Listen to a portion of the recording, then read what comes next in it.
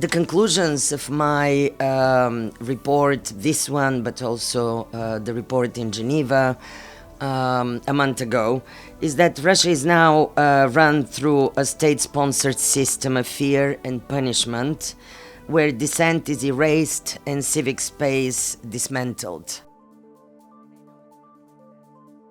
Now, the Russian authorities, the most fashionable tool, if you wish, for repression has become the abuse of the national security legislation.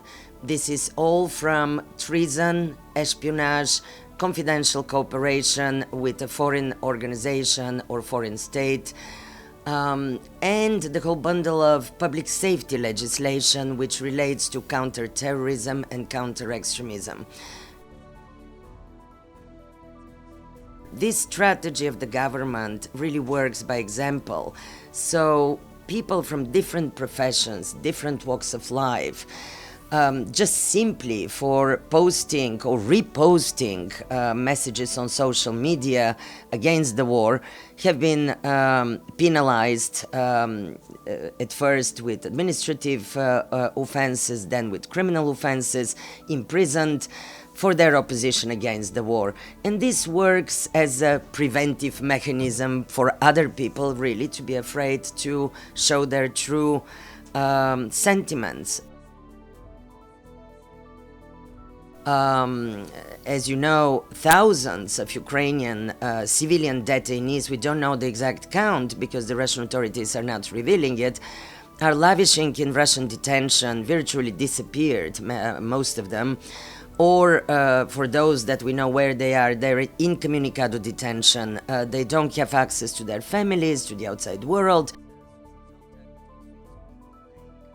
And Russia is the third in the world biggest jailer of journalists, with 29, probably 28, because one actually was released recently, Vladislav Yasipenko, who was here with us yesterday at the presentation of my report.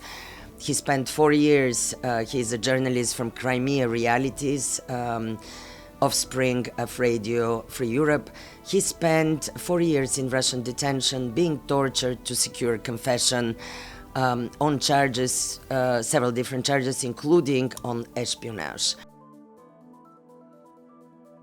For psychiatric treatment is also used in Russia, like in the old Soviet times. So punitive psychiatry has returned as a tool against anti-war voices. 51 people forcibly subjected to psychiatric measures for their activism since 2022. This is what my mandate, my team and I were able to establish.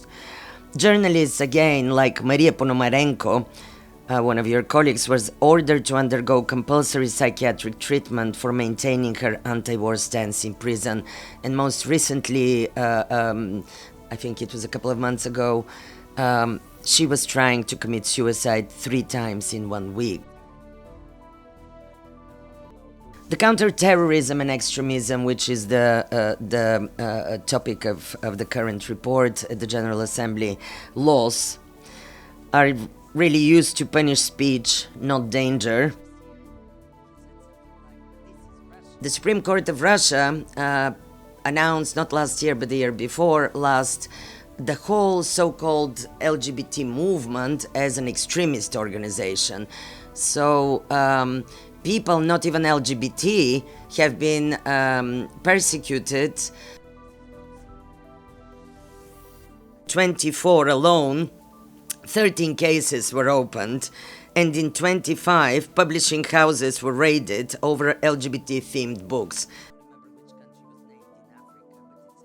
With the Ukrainian detainees, POWs are not recognized in the Russian Federation as prisoners of war because the Russian authorities do not recognize this as a war, but just as a special military operation. Therefore, the POWs do not enjoy the protections of the Geneva Conventions. Coupled with, of course, the absolute crackdown of the Russian authorities, this is now intensifying of freedom of the internet. So, for example, there is now a new law on extremism for searching extremist materials on the internet.